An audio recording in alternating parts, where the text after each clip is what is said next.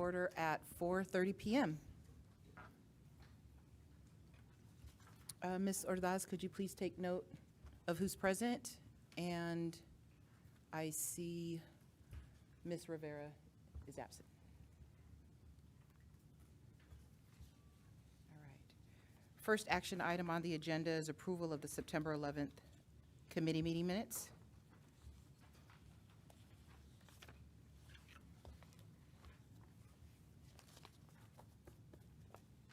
Could I have a motion to accept the minutes for September 11th? I motion. Thank you, Ms. Schaefer. Is there a second? Second. Thank you, Mr. Renning. Any discussion? Okay. Minutes approved. Next on the agenda is public comment. Is anyone in queue? Okay. Thank you very much. We'll move on to item number 5, information and discussion, welcome and goals. All right, for today's meeting, we'll have a brief presentation by 2 of our student interns on the annual financial report. There was going to be a budget communication update. However, the staff member that was going to do that is absent, so we'll table it at that point if it's approved. And then we'll do a budget activity that's just going to walk us through kind of some decision making that is made right when we do reductions. And then there's also a survey, a staff sample survey. As we're planning for next year and the next round, there's different questions that we'd like to get feedback on and potentially have some action.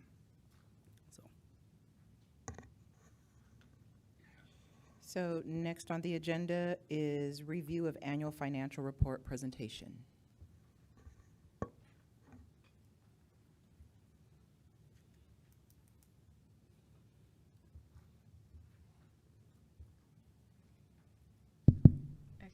Good afternoon, everyone. My name is Angelita. And my name is Alexis. Today we'll be presenting on the annual financial report, also known as the AFR. But before we get started, we would like to present ourselves properly. Let's get, Hi guys, so once again, my name is Alexis Stevens. It's nice to meet you guys. Oh, can I take it off? Yeah, okay. Hi guys, nice to meet you. My name is Alexis Stevens. I'm a 12th grader at Central High School. I am involved with so many clubs. I can consider this a club. But I'm involved in so many clubs. If you take a look at my pictures, I'm in JRTC, I'm in DECA, I'm in marketing, I'm hanging out with my family, I'm outside, I'm everywhere. Oh, especially Disneyland. But that's just like pretty me. Like I'm very involved with people. I like to get to know people, to talk to people, to have that connection with people. And like I said before, my name is Angelita. I'm a junior at Central High School. And as you can see, I like spending time with family and friends. I'm also involved in FBLA, and outside of school, I'm also a cashier at a retail. A little about me is I like being involved a lot too. I like being involved with school and clubs, outside of school too. I'm also really open-minded, sometimes when I'm not shy. Yeah. Okay, now that you know a little bit about us, let's get started. The AFR serves as a document that shows how our district manages public funds throughout the year. It outlines where our money comes from, how it's distributed, and what specific area it supports, including salaries and benefits, classroom supplies, services, and other needs. But this report represents more than just numbers. It reflects our district's priorities and needs. Each allocation shows how decisions are made to balance 2 essential goals: directly investing in students and maintaining long-term financial sustainability. We believe more of our funds should go straight into classrooms and student programs, while others emphasize efficiency, ensuring that every dollar is used wisely, that resources aren't wasted, and that the district remains stable. The AFR exists to provide transparency between the 2 goals. It allows the community to see how our district seeks to meet student needs while managing its finances responsibly. This chart illustrates how those financial decisions appear in practice. Here we can see that regular education expenditure decreased by approximately 3.8%, while special education, which includes Group B students, had an increase of 7.5%. Programs for desegregation and dropout prevention remain consistent. This just shows the decisions to prioritize areas where additional support is also needed. Group B students often benefit from specialized instructions and targeted programs that help them reach academic goals. Increasing support in these areas may promote equity across all levels of education. At the same time, the reduction in regular education spending is tied to enrollment changes and a more efficient use of existing resources. This doesn't necessarily mean fewer opportunities. It demonstrates a redistribution of resources to ensure that every student receives the support they need to be successful. In other words, we're focusing on purposeful and quality spending that directly impacts student success. When viewed as a whole, the AFR tells us how district is adapting to meet both educational and financial needs. The decrease in regular education funding demonstrates the effects of declining enrollment on district spending, and the increase in special education demonstrates the district's commitment to giving every student the support they need to learn and succeed. At the same time, it's important to remember that the continued sustainability is key. Reallocating resources where they are most needed helps keep programs stable and allows the district to continue supporting future students. Based on last year's figures, about 71% of maintenance and operation expenditures were directly tied to student services. Overall, the district's expenditures report shows its commitment to students while maintaining long-term financial stability. This reinforces the district's ongoing focus on student success and responsible financial management. Thank you. Have a good day, guys.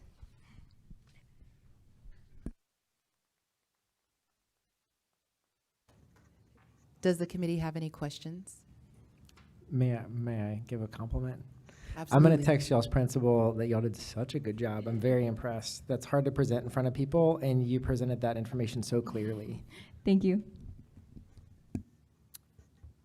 I'd like to add also that they took this document that's very complex, and they were able to succinctly summarize it in the simplest terms, and so that is a great accomplishment. And they are not only working on this, but also doing technical work. For example, reconciling and doing different things that they have access to, because they obviously are not going to have access to payroll information and stuff like that. So we're very fortunate to have two great interns with us right now in the finance department. Any other comments or feedback? Okay. Well, thank you both very much. You did an amazing job. Have a good afternoon.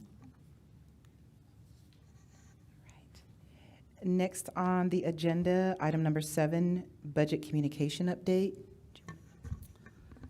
And so I'll just kind of talk briefly about it, and then we're gonna have to table the actual information, but Mr. Franco is working on essentially ways to communicate information about the budget throughout the district. One of the things that we're working on is finalizing the banners that will go around capital projects to remind the public, hey, this is your tax dollars at work. There's gonna be a QR code where one of our students also describes the difference between M&O funding and capital funding. And so that QR code will be accessible to the community. In terms of the expo, which is in about 2 weeks, it was recommended that we have some information. So we'll have that student video there, and then kind of describe the different types of funding that's available for schools. And I'll be there if anybody else would like to be there. You can also go. So at this time, I'd like to move to table item number 7 for the November 13th meeting. Could I have a second? I'll second. Okay, thank you, Mr. Thompson. Any discussion? All in favor? Aye. Any nays? Abstentions? All right, motion passes. Thank you. Next on the agenda, item number 8, the budget activity. So in this activity, the whole purpose is, one, as you do it with your partner, is to kind of notice trends. This is an activity Priscilla and I did through a cohort that we're a part of, where essentially you're given a goal to reduce the budget by X percentage. In this case, you've been tasked to reduce the district's budget by 4%. And so you'll notice on the cards that Fernanda's passing out to each pair, there's a percentage that indicates what percentage that budget reduction is worth in terms of percentages. And then it kind of gives you a little description. And so what we'd like you to do is work with your team using these cards, work with your pair using these cards to basically come up with a way to reduce the budget by 4%. So our assumption is that we're starting kind of at 0.0. You'll notice that some of the cards actually have a +2, which means that the cost actually goes up. And so when we looked at these, they're pretty accurate in the percent of cost savings. And so as you're doing this, looking through the different situations and scenarios, kind of pay attention to what type of things have a higher cost savings, what type of things have a lower cost savings, what things cost more money, what things cost. If you're cutting, can you still spend more, right? And how did you make those decisions? So again, you have a goal of reaching a 4% budget reduction. So work with the person next to you. And again, if you have any questions, we'll kind of walk around and then we'll debrief on the activity.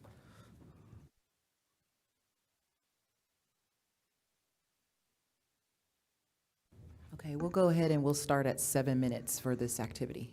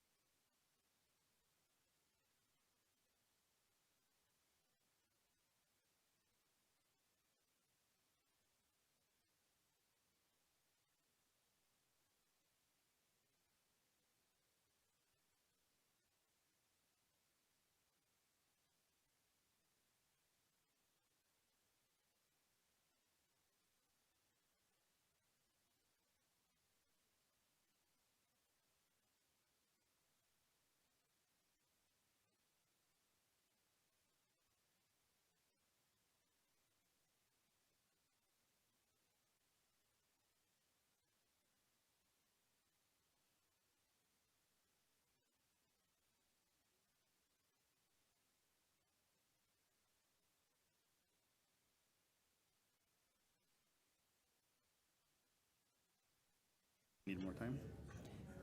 Yes, we're going to add an additional 1 minute to the work. Well, Want to do 1 more minute? Yeah, we'll do 1 more minute.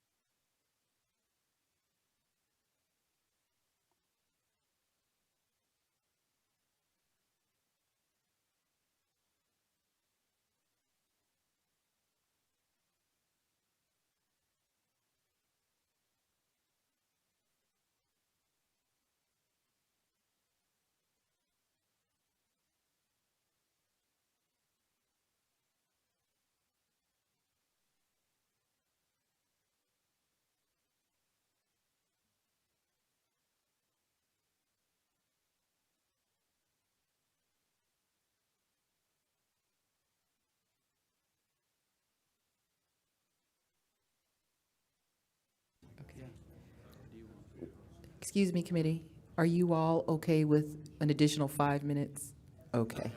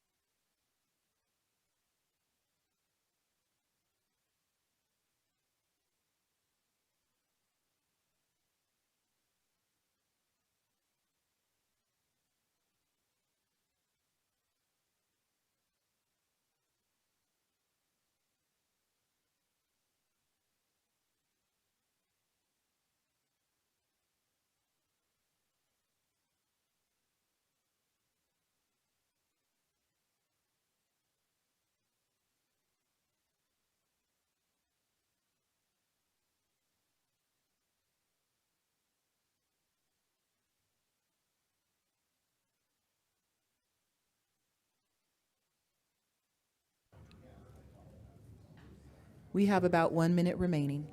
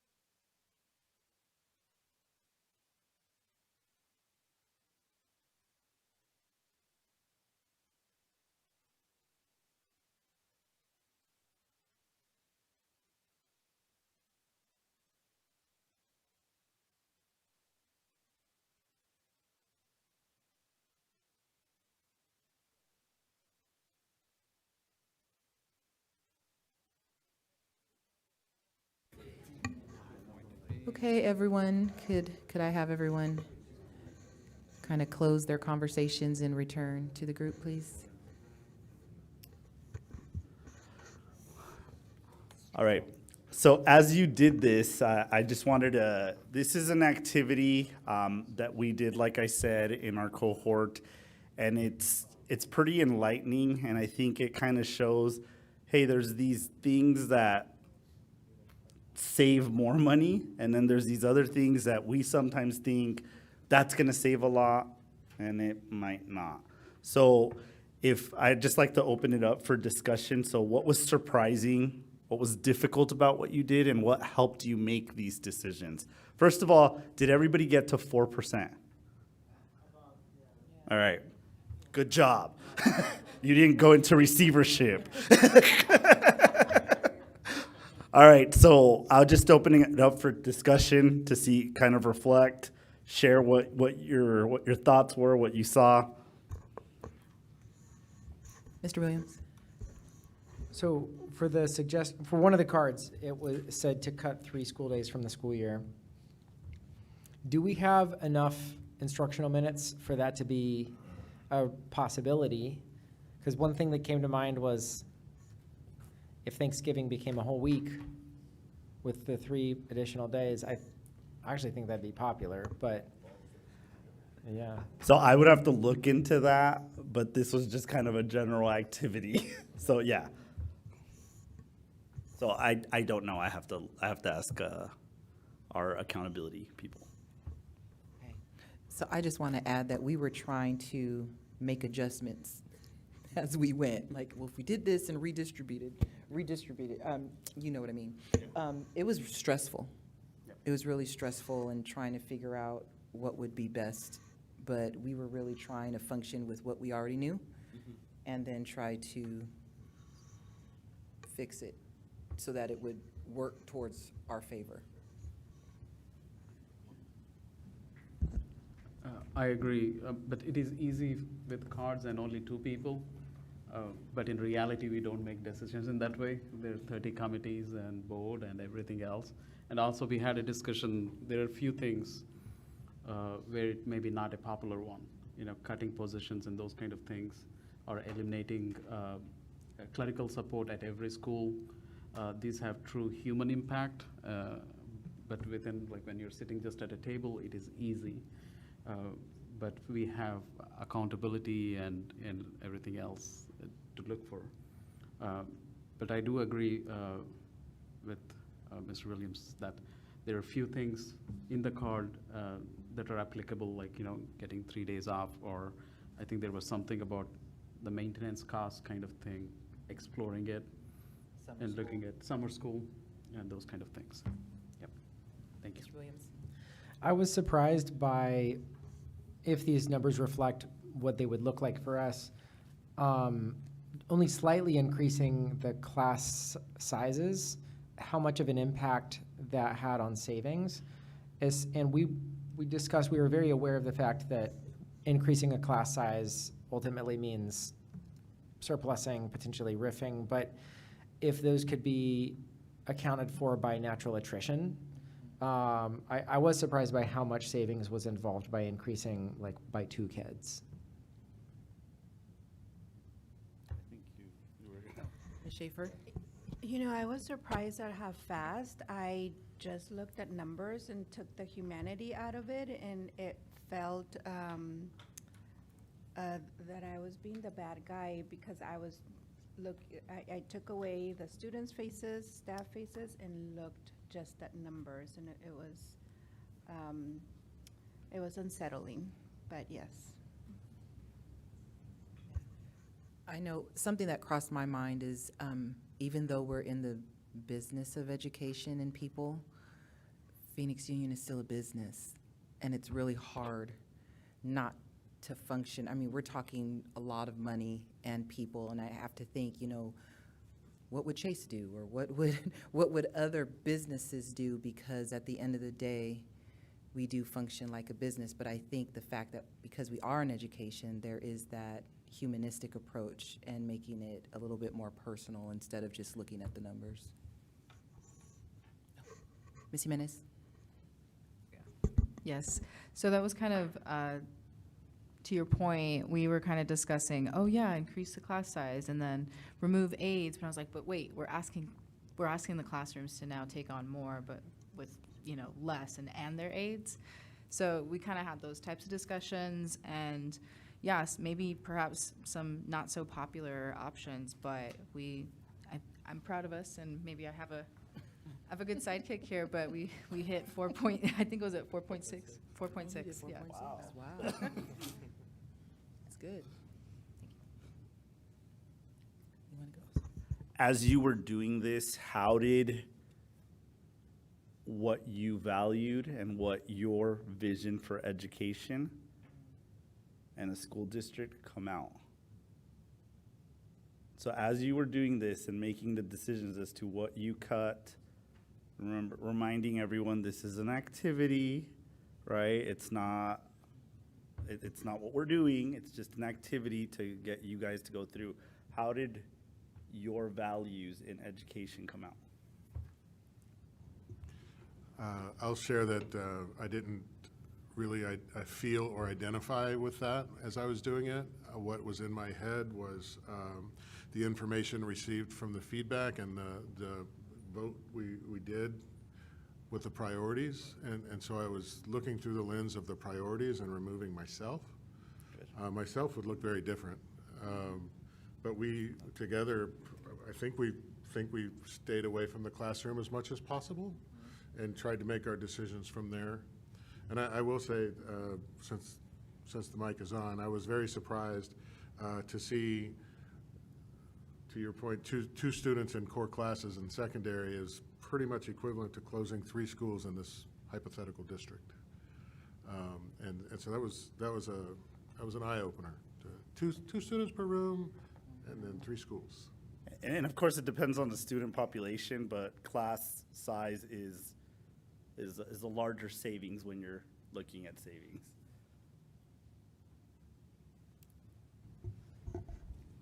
And then, like, as we were like discussing, for me, the word that was in my mind was like equity. And so, like, looking at all of these and trying to be intentional of not, like, you know, focusing, like, let's say, all the reductions, you know, trying to not be like, all right, all of the reductions are going to be like classified staff, or all of the reductions are going to be certified staff. But when you're trying to look at some of those things, trying to spread that across all our employee groups, because at the end of the day, you know, our employees are the ones that are providing, you know, that instruction, that support to our students. And I think it's very important that we keep that in our mind as we are, you know, trying to come up with these difficult decisions and balancing, you know, the needs of our students, but also, you know, the well-being and the needs of our employees as well.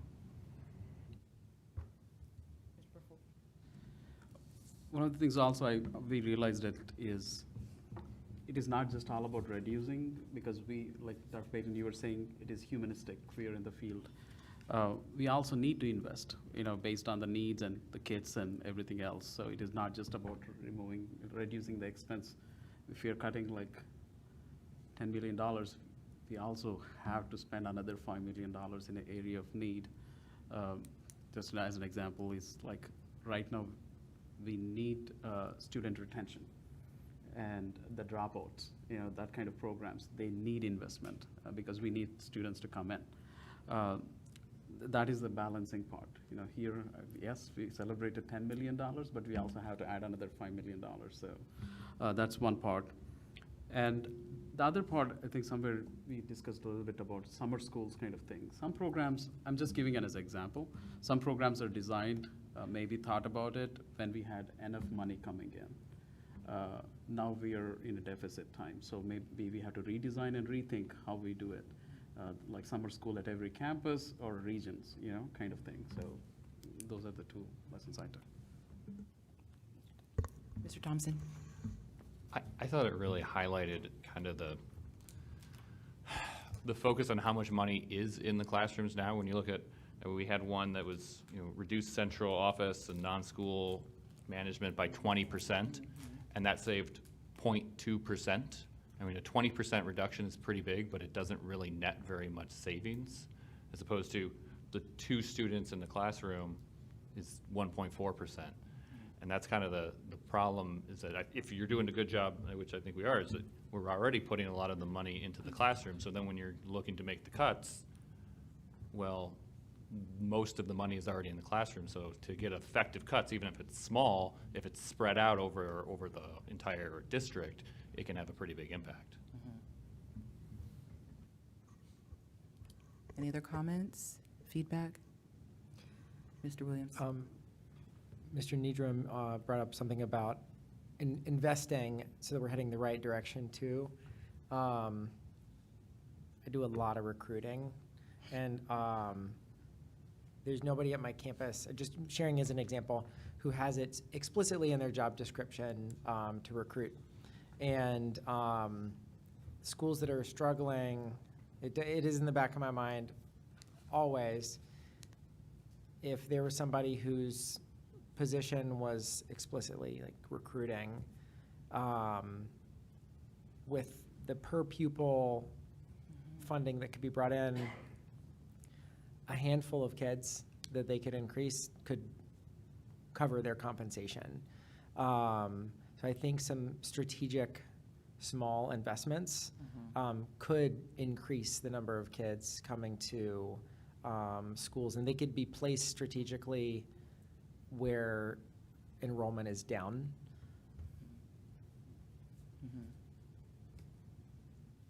Mr. Renning?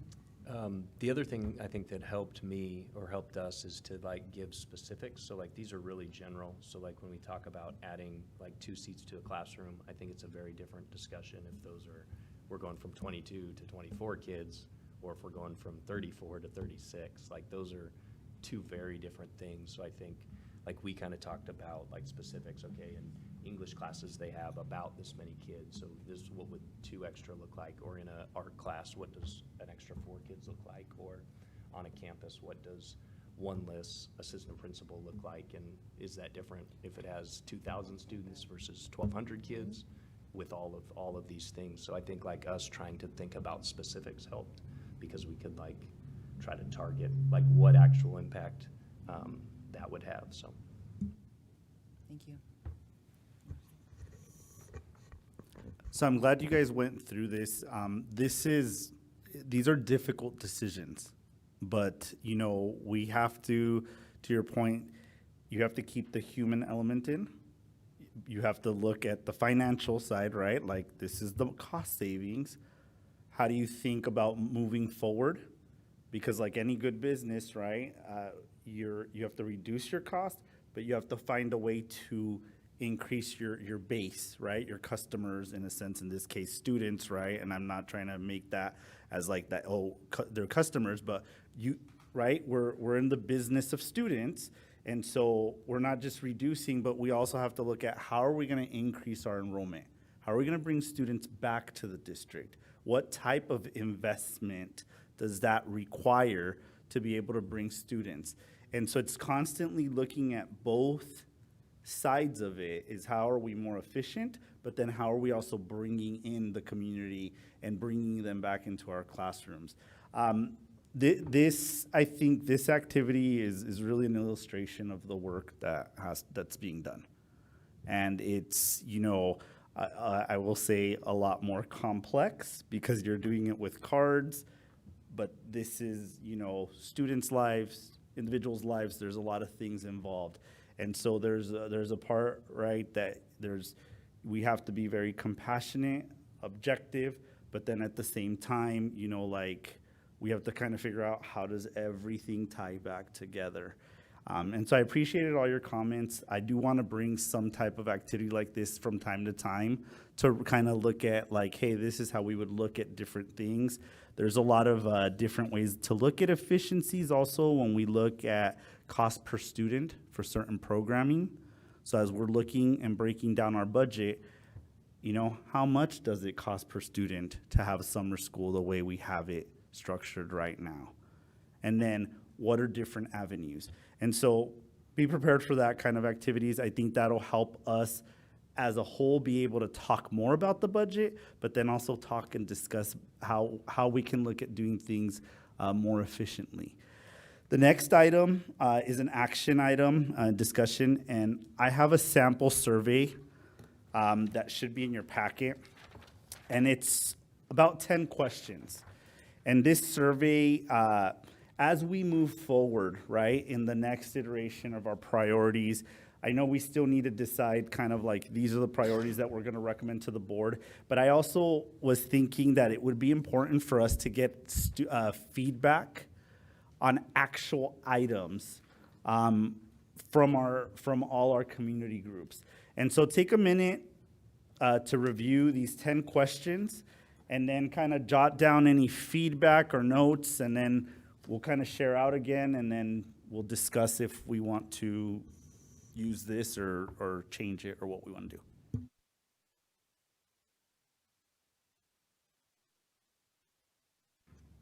So we'll go ahead and we'll have 5 minutes for this activity.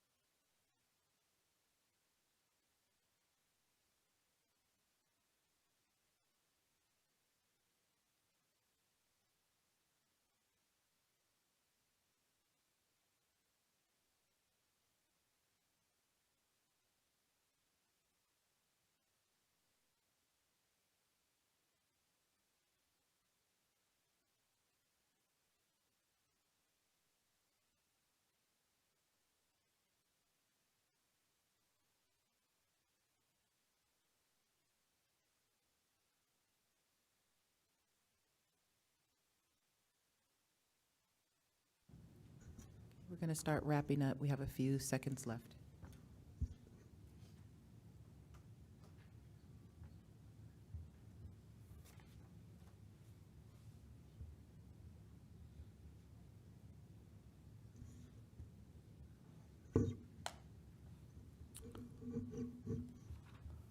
All right, so what are your initial thoughts, things you like, things you don't like?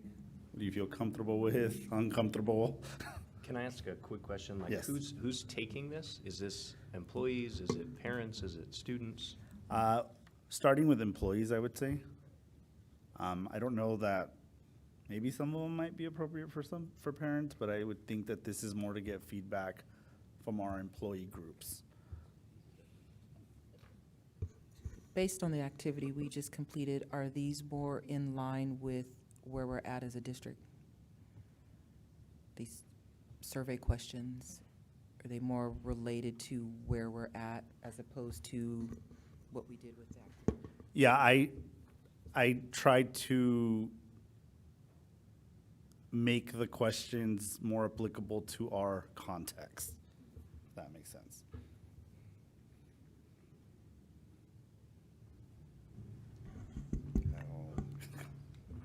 I was reading, I'm sorry. Okay, I think I saw, yes. The only suggestion I saw on this, it was really helpful with the cards to show the impact of the, like, minus point percent or plus. If that could be attached to each of these selections in the survey, it would be much more informative for the person taking it. Okay. That might be kind of difficult for some of them, but I mean, we can estimate. Okay. Mr. Renning, then Mr. Niederum, Mr. Williams.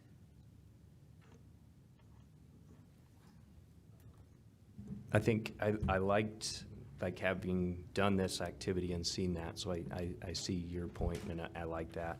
I wonder if we're missing some of those too, because I do think like administrative district office, like we're missing those questions about thoughts about people's feelings on those pieces, so maybe a couple questions up there as well. Mr. Williams, or Mr. Niederum, and then Mr. Williams.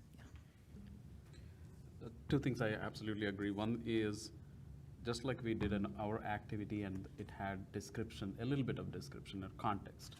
These questions are crucial when we are giving to staff members to have some kind of description or context kind of thing so that they can answer efficiently. If I didn't have any knowledge, it is very difficult to make some choices, or mostly I will react emotionally and click the survey results will not be really indicative of anything. So either providing some links to realistic information, or having some kind of what would be the impact, how much budget can we save by doing it, would be good. So that would be the main thing. And with Mr. Renning's comment, I do agree with it about administrative cost is completely missing. It is not about how much savings. It's general in this time set of budget discussions. In any organization, the first thing is administrative costs.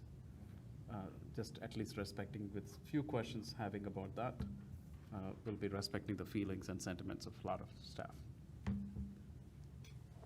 Mr. Williams. Question, I had a note on question 2, but I'll go just to question 8. I will acknowledge I work at a small specialty school, and I promise I'm being objective in my comment. I know that having small specialty schools gives us a diversity of options for families, and I would want to just encourage caution if we were to go down the road of doing anything with small specialty schools involving consolidation, especially because we haven't surveyed families at those small specialty schools asking, if you were no longer to have a small school experience, where would you enroll your child? Because I don't want to just assume that they would go to a large comprehensive because they've chosen not to go to a large comprehensive. We have amazing programs at all of our schools. So that one, even though it can seem tempting. I would worry that we would lose those students to charters outside districts. My other thing, I'll say with number 2, there's a this or that. If there's another option that was some sort of a hybridized both. I don't know. That I will address that. That's purposeful. Yeah, it's purposeful because Yeah. it's this or that. To really gauge where someone is. For the number 2 specifically, or for Yeah, number 8. for a lot of them that are binary in a Yeah, sense. okay. That's purposeful because it's easier to if there's a hybrid, Mm-hmm. then it's like, well, what do you Yeah. prefer? Yeah. Yeah. But if you have to make a choice between, let's say, 2 evils, Yeah. which Yeah. which evil do you Yeah. prefer? That's a in good way to sense? put it. These are Yeah. very hard decisions. Sorry, Yeah. I should have clarified that at the Okay. beginning. So back to number 2 then. So both of those options are realistic.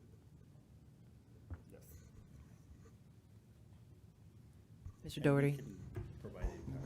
Okay, Mr. Doherty and then Mr. Thompson. First, thank you for the opportunity to give input on a survey. I echo many of the ideas shared so far, and surveys are so complicated. Thank you for the clarification on number 2. Number 1, what came to my mind was, what does the research say? If this is going out to teachers, teachers are going to have an opinion based on their own experience, maybe on research, maybe on all sorts of ideas. But I'm wondering if more context would be helpful. On number 2, my initial thought was, what are current class sizes? What is the current status? Because, like previously said, are we going from 22 to 24, or are we going from 36 to 38? I'll go a little higher. So maybe context again in that area. On question 7, what came to my mind was, what are the current staffing needs? Are we too big over here? Are we too small over here? It seems like such a complex topic to give such a simplistic option. But to your point, it's this or that, and you want to see where people are. What I thought when you said that was, well, I'm going to say I don't know. And so then are you getting the data you're looking for if everybody says I don't know, or a good number of people? So just something to think about. Number 8, my thought was, what does the market look like? And to Mr. Williams's point, do we need to be competitive in these areas? Or are we too big and we don't need that? And so what is the context? And we can all assume that it's Phoenix Union right now, but do we all know what that was? So maybe a little context again would be helpful. And I'll stop there. Thank you.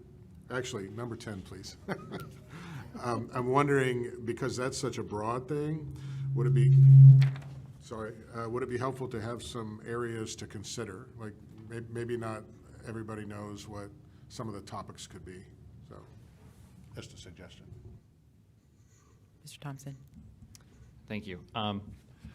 Yeah, I think a lot of these hard questions are really going to be helpful. Like number 7, nobody wants to do that, but if you can get a clear direction to say, okay, the majority, 80% of the staff prefers this, the cuts in their salary versus the cuts in positions, then we can use that as guidance. I think that's kind of what we're getting at for that. Right. And so along those lines, number 3, I think needs a little bit more, because I don't think anybody's going to, without the context or the option, you're going to be opposed, right? And so it's, well, I'm maybe some more context saying, all right, I don't want to do it, but because of that, now we're going to have to do this other cuts here. So if there's a contrast for it to say, yes, I don't want to close these schools, I don't want to combine them, because I would prefer to do X, Y, Z. Because just in the vacuum, I think you're going to have too many people just say, yeah, I'm opposed to that. Is it possible to separate them out as 2 separate questions? Yeah, I mean, we can do whatever we want. I also have a question, if it's possible. Oh, I'm sorry, Ms. Schaefer, go ahead. I also had a question on number 3, because if everyone says oppose, and I don't know if we have policy regarding if we were to lose 50% of a population in a school, we would have to move towards doing something. And are we setting ourselves up for failure when we then go against, the majority? My question was, I know the district has done some work with decreasing the budget. Is it possible to get an overview of what that looks like to discuss? Yeah, certainly, in future meetings, we'll provide an overview of where we're at. And then I think even with this, it's going back to the drawing board, adding some stuff, because I think, I do think it's important to get feedback and to be able to say, like, the majority of people in the district, right, that took the survey, because not everybody takes surveys all the time, this is kind of where they're at. This is where they've landed, and this is what their preferences are. And to the point, sometimes deciding between two things, I know it's hard. Trust me, it's very difficult. But deciding between two things, like, if I have to choose one of these two, that gives us more data sometimes. And so, but certainly what I can do is the next one, put it together, and then just like we've done in the past where we email it and everybody kind of emails feedback, ideas, comments, and then we'll go there, and then that way when we come in here, we can actually kind of go through it more carefully. Mr. Nitteram and then Mr. Williams. I'm happy that we are like, it's only a very initial stage of like drafts of the drafts, because just hearing us and the questions, how heavily they are loaded. And the first survey we did, we were in a hurry timeline and we were running. This should be really, some questions should not be, sometimes, either the information has to be clear, how much for each, maybe if I'm choosing or combining schools, what percentage of budget is it saving, kind of thing, and that kind of scenarios have to be there. The first part I wanted to even ask is, when are we planning the survey, for 26-27 school year, or what is our timeline for launching this survey? So this survey would be to inform reductions in the 28-29 school year. 28-29, Yeah. thank you. So I That's- mean, we are that's, way ahead of it's, the game. it's, Okay.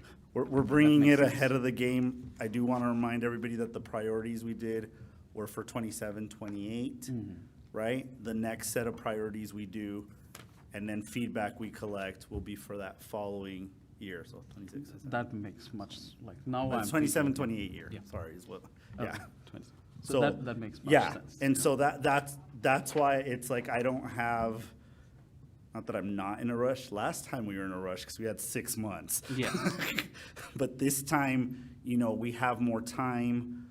We can start breaking budgets down. Like, we can look at different areas so that we can kind of say, like, okay, this is the type of feedback we want to receive. This is the type of stuff that we're doing.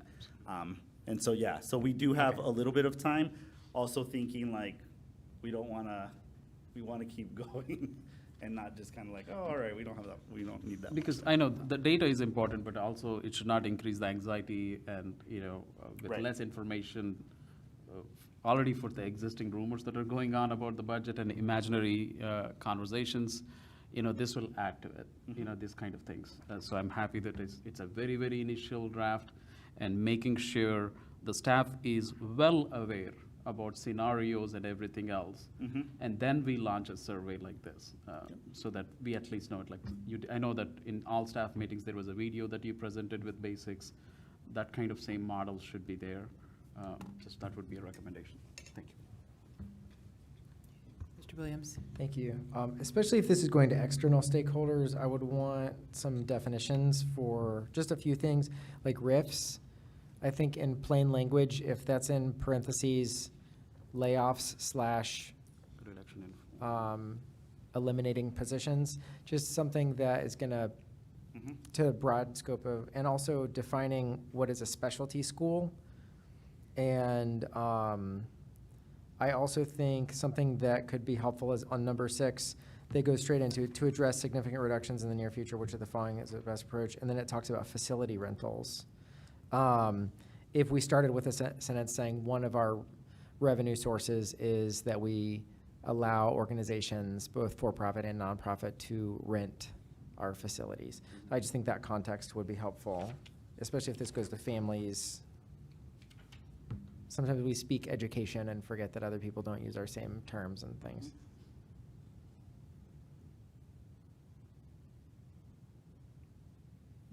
Mr. I'll Ready? go real quick, and it said numerous times, but I think context is super important, whether it's a dropout, some kind of, where people can get more information. And then, this is my ignorance in like writing surveys, but is there a reason to like let people opt out and say neither? Like, because I think, and maybe somebody said it, like if I'm given a choice, like I don't want either of these, but I may have to pick one of them. Is there a reason that we're giving them an opt-out? In the sample surveys we saw, that's what they had. So there was no other reason except that. But yeah, that's something that we can also consider, like, do we want to have that? Do we not want to have? I think for some of them, it might be valuable to leave like the neither or I don't know, because there might be a group that actually, like, you know, what percentage selected this? Option A, B, and then what percentage were like, I don't really know. Like, is it a big group? And then that kind of tells us like, okay, we probably need to give more, same question, way more context, describe it differently, ask it multiple ways. Those are my initial thoughts. But again, we have plenty of time to. I was just gonna say, just an idea on that is maybe just don't make it required, like leave out the neither, don't make it required. If somebody skips it, then you kind of can, I don't know if you can assume, maybe I guess they could have missed Okay. it, but then they maybe assume, I'm not gonna pick either of these, I'm not gonna answer it, or, I don't know. Mr. Williams? I like the neither. I think that making them optional so they could skip them would get to the same thing. I would just hate for somebody to always pick option number 1 because they don't have an opinion just so they can move to the next one.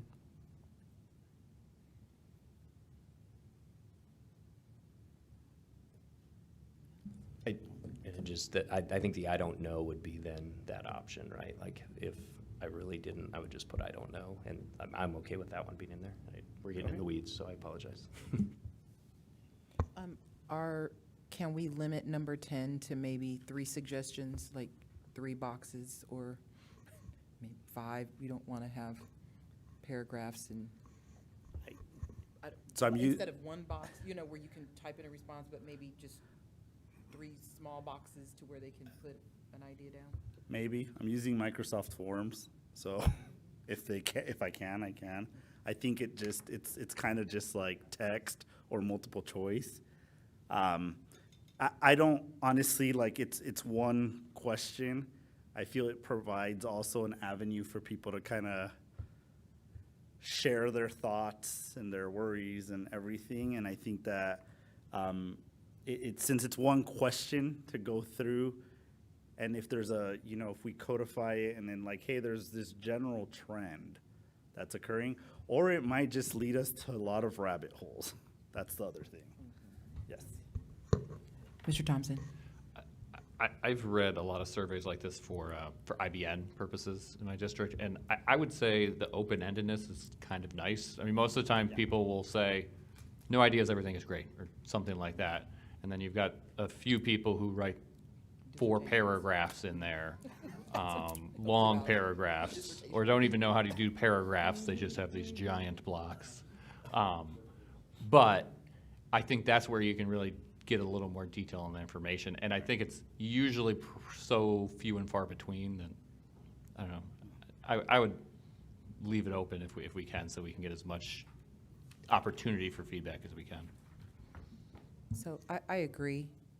I also think that maybe offering what's your number one, your number two, your number three, to limit that forms box, because I have done surveys where dissertations come back and then I have to go through and kind of pull out the information. So maybe like, what is the cost saving idea that you have? What's your first? What's your second? What's your third? And then create a 10, 11, and 12, if that makes sense.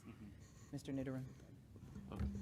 Yeah, because Microsoft Forms has long answer and short answer, so maybe making sure that we click the short answer button, that's one thing. There are a couple of questions. Number 3, one of the things is, we are all educators if it's intended for staff and talking about closing of schools. I don't like to give like a question and heavily says, like, let's say we'll oppose closing schools, right? We're all passionate and still we have to go back and do that kind of thing. So we should not be asking questions that majority says do not close schools, and at one point we may have to end up. It doesn't resonate well. That's one of the questions. We should be careful if even such questions should be presented in a different way, because the reality may be different. Because if a school is hitting less than 800, the decision would be taken at one point, maybe, I don't know. So that's one. The other part is also the number 5 question is about, this is particularly for students and families, for extracurricular. If I'm remembering well, correct me if I'm wrong, but we are free and reduced most of our students. We are on that, and now we are asking our students to pay for sports and extracurricular activities. I don't know how does it resonates, that sentiment. The kids who cannot afford lunch, or we have students and families on a majority scale on free and reduced lunch, and here we are proposing, even it is a staff survey, it is an officially a district sentiment and asking for opinion on it. Is it worth it? Kind of thing.